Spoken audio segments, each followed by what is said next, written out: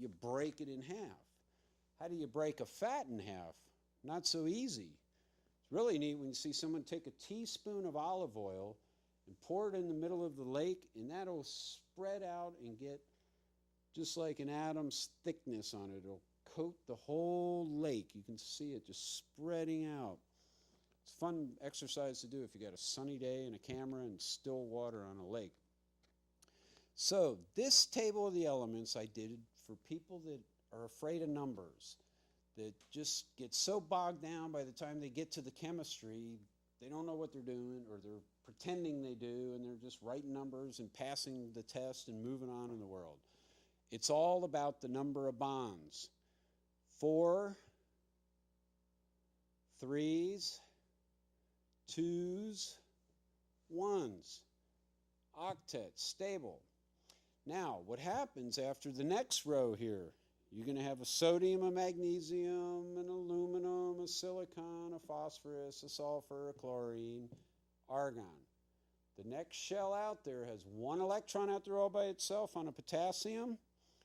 Calcium is going to have 2, but now next to it is the metal here. This is scandium, 3. Titanium, 4. Vanadium, 5. Chromium, manganese, iron. Now look at iron. 8 electrons for an iron in that outer shell.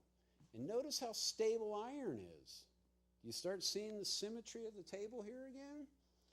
Titanium will do 4 bonds just like the carbon. So what happens here? We're counting across. 1, 2, 3, 4, 5, 6, 7, 8. Iron is like an octet, like a noble gas. So iron gets real stable. Cobalt and nickel just happen to also. And I find it fascinating that those are the 3 elements that are the peak of what's called nucleogenesis, when a star is fusing elements and releasing energy. After it reaches iron, which is actually iron, cobalt, and nickel, it's all 3 together in a ratio, it starts taking energy in to make bigger elements. So after this little, I call it noble metal portion here, iron, cobalt, nickel, the table starts up again with characteristics of 1. So if you find a copper atom, you can find it in a +1 state, just like these ones over here, +1, so it's a little circle.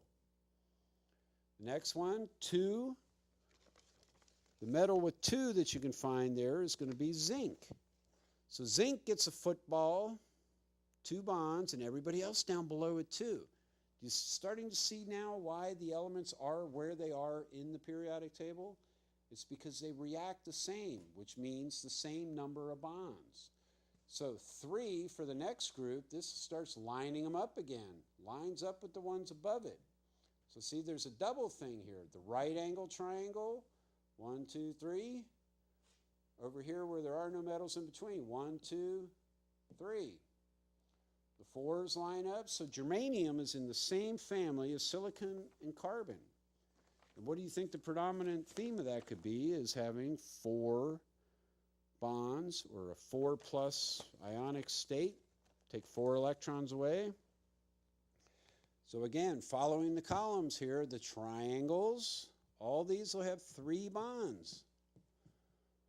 Now it gets more complicated in here, and that's why we have other examples to show this. The sulfur, that's where the SCHROEDER electron vacancy comes in.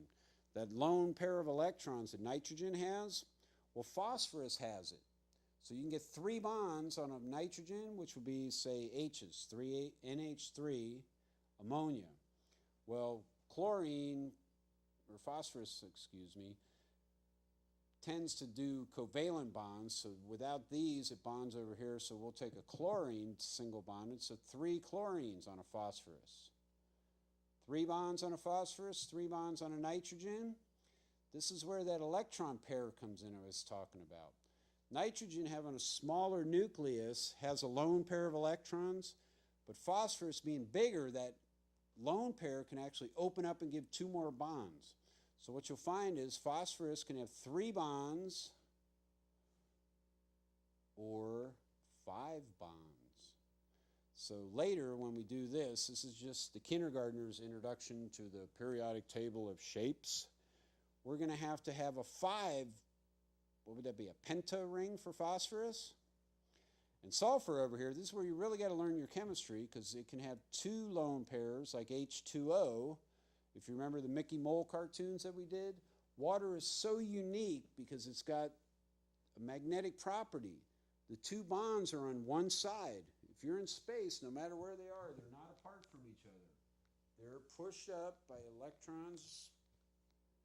So it looks just like Mickey Mouse, 2 H's, plus side on a water, a negative side on a water.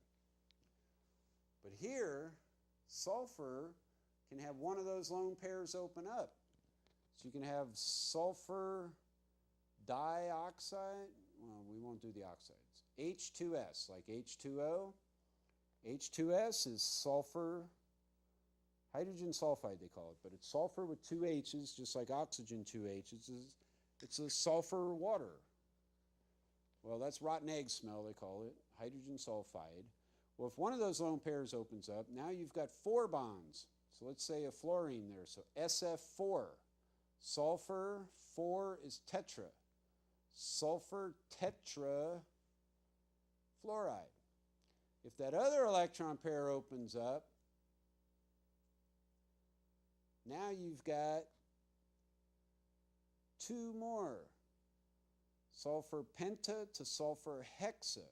6 fluorines can bond to a sulfur, or 4 fluorines can bond to a sulfur, or 2.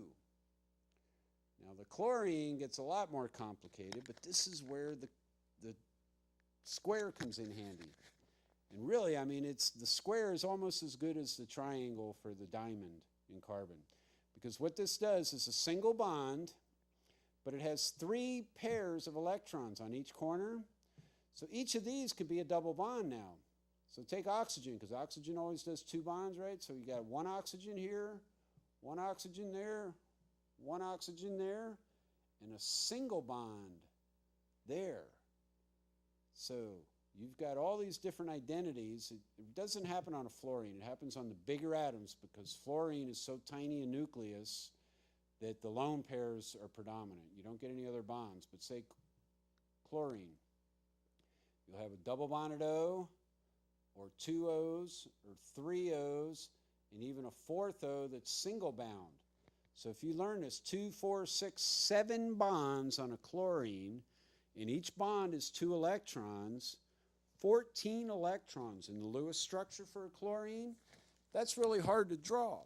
But if you see the other periodic table, you'll know double bond. 2, 4, 6, 8, 10, 12, 13, 14 for the single bond. If you can draw the Lewis structure for the HClO4 molecule, that's as tough as it gets.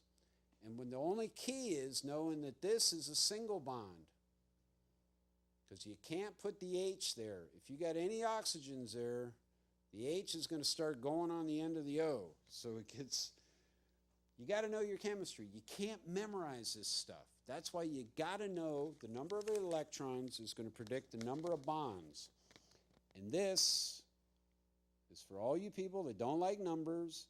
Just look at the shapes and write about and compare them. You know, you got CO2, you got SiO2. Anybody know what silicon dioxide is? Quartz. I was walking along Pismo Beach one day and I thought, the most abundant mineral on the face of the earth is silicon dioxide. That's sand for all you surfer boys and surfer girls. Silicon dioxide, carbon dioxide.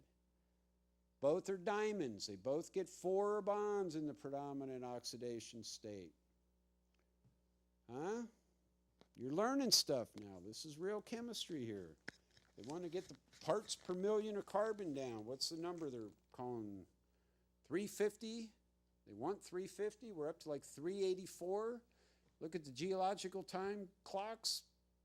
500 years ago, they were at 200, 265. Now we're trying to get 350. But we're at like 380 parts per million for carbon dioxide in the air we breathe.